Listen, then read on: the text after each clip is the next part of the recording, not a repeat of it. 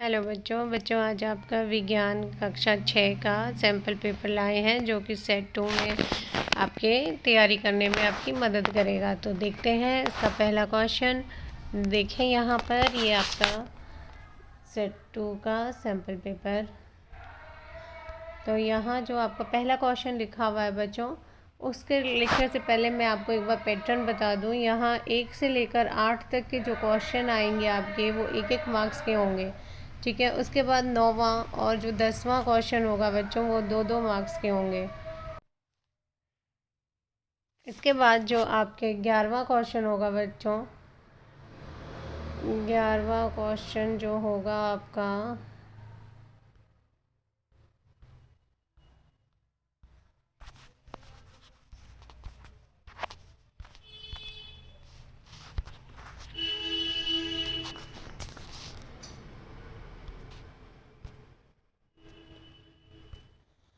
बच्चों एक बार फिर से बताती हूँ मैं आपको कि जो आपका 1 से 8 नंबर तक के क्वेश्चन है वह सब 1-1 मार्क्स के होंगे।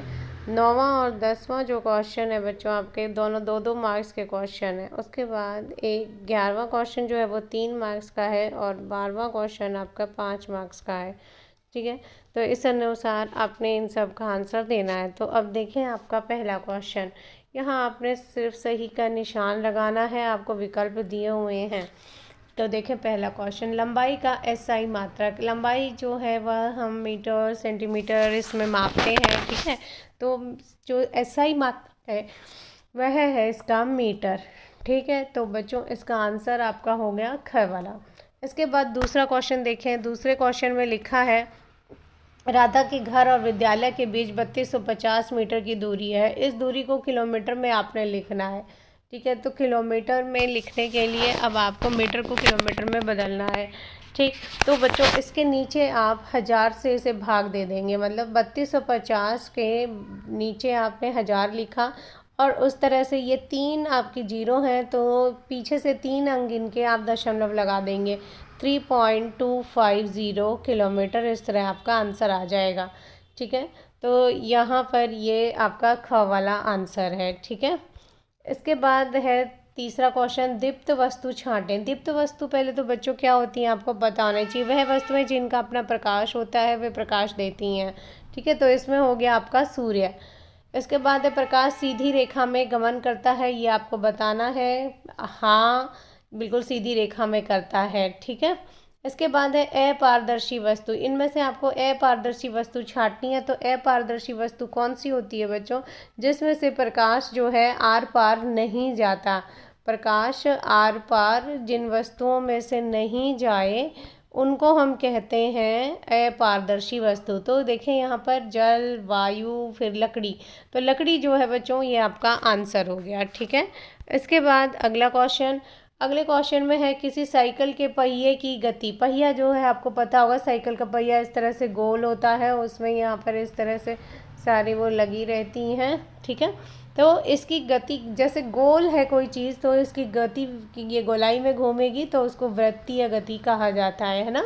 तो यहाँ आंसर देखें, सरल रेखीय आवर्ती घूर्णन और घ, ये घ वाला जो है ये आपका सही आंसर है, ठीक। इसके बाद आपका सातवां क्वेश्चन, सातवें क्वेश्चन में लिखा है विद्युत बल्ब के अंदर स्थित तार को कहते हैं। या खाली स्थान है, इस खाली स्थान में आपको बताना है क्या कहते हैं। तो देखो बच्चों, विद्युत तार जो होता है, बल्ब होता है, उसमें आपने इस तरह से एक ऐसे तार देखा होगा। इस तार को कहा जाता है फिलामेंट, ठीक है। क्या कहते हैं बच्चों, इसे फिलामेंट, इसे तंतु भी कहते हैं, ठीक है। तो यहाँ ऑप्शन में देखते हैं हम लोग, पहला ही ऑप्शन है क फिलामेंट, है ना।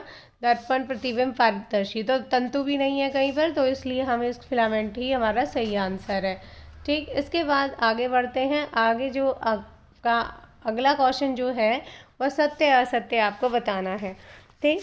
तो इसमें लिखा है समतल दर्पण में प्रतिबिंब में बायां हाथ दाईं तरफ और दायां हाथ बाईं तरफ दिखाई देता है। तो आप बच्चों समतल दर्पण, आपके घर में जो दर्पण होता है जिसे आप रोज देखते होंगे, है ना, उसी को समतल दर्पण कहा जाता है, ठीक है।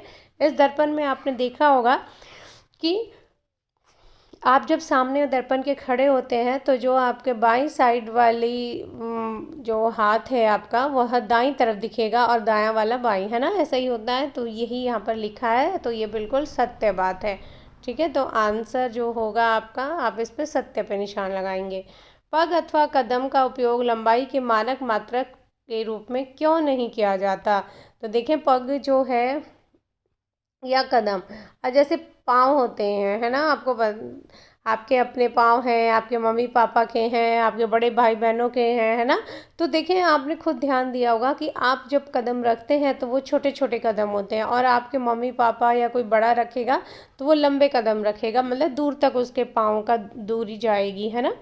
तो इसलिए अब छोटे कदम हैं तो छोटा माप आएगा, और अगर आपके बड़े कदम है तो बड़ा माप आएगा। तो एक चीज़ सही तरीके से तो हम माप ही नहीं सकते, इसीलिए क्या होता है कि हम जो पग अथवा कदम जो है उसको लंबाई के मानक मात्रक के रूप में प्रयोग नहीं कर सकते हैं बच्चों, क्योंकि उस सभी का पग और जो कदम है वो सबके बराबर नहीं होते, अलग अलग होते हैं।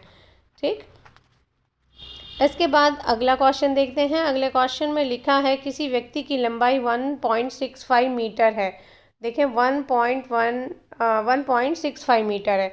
इसे अब हमने सेंटीमीटर में और मिलीमीटर में बदलना है, सेंटीमीटर और मिलीमीटर। तो सेंटीमीटर में देखें, 1 मीटर में कितने सेंटीमीटर होते हैं बच्चों? 1 मीटर बराबर 100 सेंटीमीटर, है ना। और तो यहाँ 100 सेंटीमीटर करने के लिए हम इसको क्या करेंगे, 1.65 को गुणा कर देंगे 100 से। तो जब आप 100 से गुणा करेंगे तो ये आपका आ जाएगा 165 सेंटीमीटर। ठीक, अब मैंने इसको किस में बदलना है? मिलीमीटर में भी बदलना है। तो सेंटीमीटर में तो हम बदल ही चुके हैं, तो 1 सेंटीमीटर बराबर कितना होता है? 10 मिलीमीटर, है ना।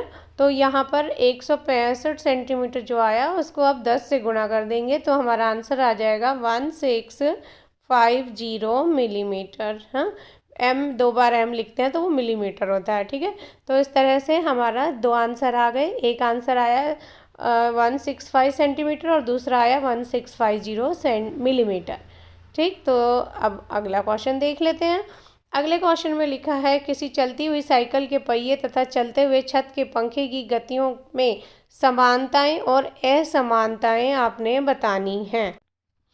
तो देखें बच्चों, जो साइकिल का पहिया है, कोई चलती हुई साइकिल है, जैसे मान लो ये साइकिल है, वैसे ही हम बना रहे हैं चित्र, एक्चुअल मत समझ लेना इसे।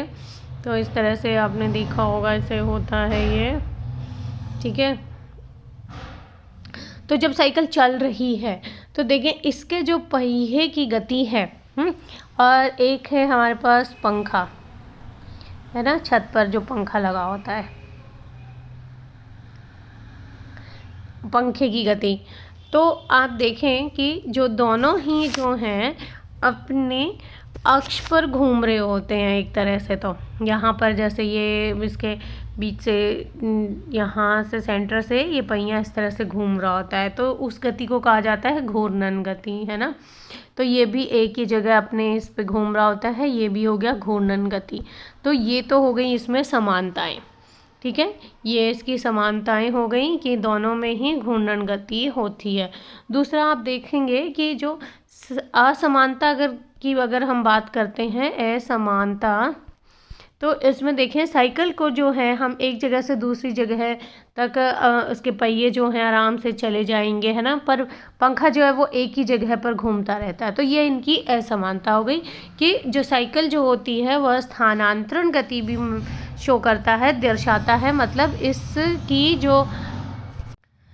इसकी जो गति है बच्चों, वह केवल घूर्णन ही ना होकर वृत्तीय भी होती है ना। वृत्तीय गति जो है, गोलाई में जो गति है, वो हम इसमें भी लिख सकते हैं, पंखे की भी होती है। परंतु मेन जो असमानता है आपकी वह है क्या है? स्थानांतरण, कि ये एक जगह से दूसरी जगह पर जा सकता है। कौन? साइकिल के पहिए, है ना, चलती हुई साइकिल के पहिए नहीं, और पंखा जो है वो एक ही स्थान पे रहकर घूमता रहता है। ठीक, तो ये इनके अंतर हो गए। अब हम अगला क्वेश्चन देखते हैं।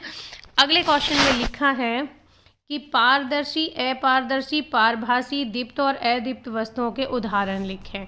ठीक है। तो यहाँ हमने इन सब के उदाहरण लिखने हैं बच्चों। तो ये इस तरह का क्वेश्चन आपकी बुक में जो है उसमें छांटने का भी दिया हुआ है कि कई सारी वस्तुओं के नाम लिख दिए हैं और उसमें आपको छांटना है पारदर्शी क्या होता है, अपारदर्शी वस्तुएं कौन सी हैं, उनमें से पारभासी, दीप्त और अदीप्त। तो देखें बच्चों, पहले तो इनका मीनिंग जान लेते हैं। पारदर्शी वस्तुएं जो होती हैं वह जिनके आर पार हम प्रकाश जो है चला जाता है, आर पार प्रकाश चला जाए, उन वस्तुओं को हम कहेंगे पारदर्शी। तो ऐसी वस्तु कौन कौन सी हो गई बच्चों? कांच हो गया जैसे, है ना, जल हो गया, ये इसके उदाहरण भी हो गए साथ में। फिर है अपारदर्शी वस्तु। अपारदर्शी नाम से ही पता चल रहा है, जो ए लग गया है तो इनके आर पार हम नहीं देख सकते हैं, मतलब इनके प्रकाश जो है आर पार नहीं जाएगा। ठीक है, तो उस वस्तु को कहेंगे हम अपारदर्शी। तो इसमें जैसे आप लिख सकते हैं लकड़ी हो गया, पत्थर हो गया, है ना, ये कोई भी आप इसमें लिख सकते हैं।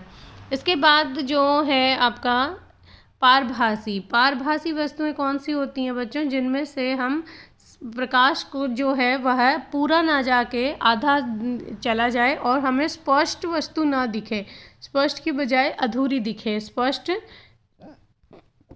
नहीं देख सकते हम इसमें। ठीक है, जैसे मान लो आपके पास कोई कागज़ है, उस पर तेल लगा हो, तो तेल लगा कागज़ जो है वह कागज़ कैसा होगा? उसमें पारभासी होगा, उसमें से क्योंकि हम स्पष्ट रूप से नहीं देख सकते हैं। ठीक है, तो वो पारभासी होगा।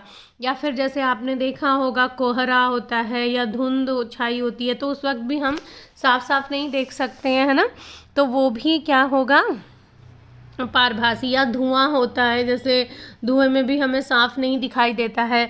पॉलीथीन की शीट भी ले सकते हैं आप इसमें, पॉलीथीन की शीट, है ना। तो ये सारी वस्तुएं कैसी हैं? पारभासी वस्तुएं, जिनसे हम जो प्रकाश है वो आर पार नहीं जाएगा, पूरी तरह से स्पष्ट उससे हमें नहीं दिखाई देता है। ठीक, तो ये आपके आंसर हो गए। इसके बाद इसमें क्वेश्चन में आगे लिखा हुआ है दीप्त और अदीप्त।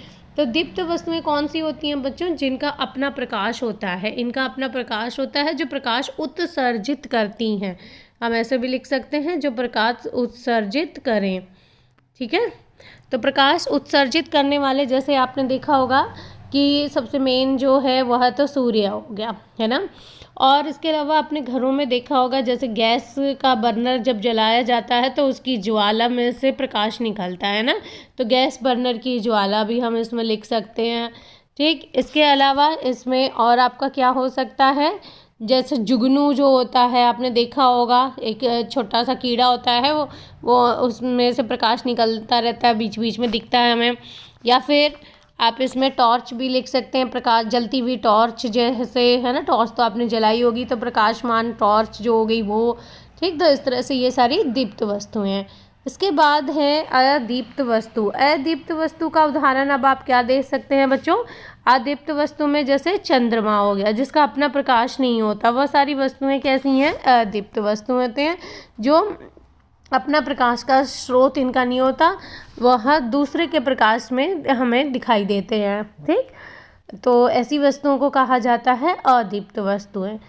ठीक है, तो इस तरह से ये आपका पूरा हो गए हैं 12 क्वेश्चंस बच्चों। अगर आपको अच्छे से समझ आए हों और अच्छा लगा हो, सैम्पल पेपर आपको मदद करेगा, तो चैनल को सब्सक्राइब ज़रूर कर दें। ठीक है, धन्यवाद बच्चों।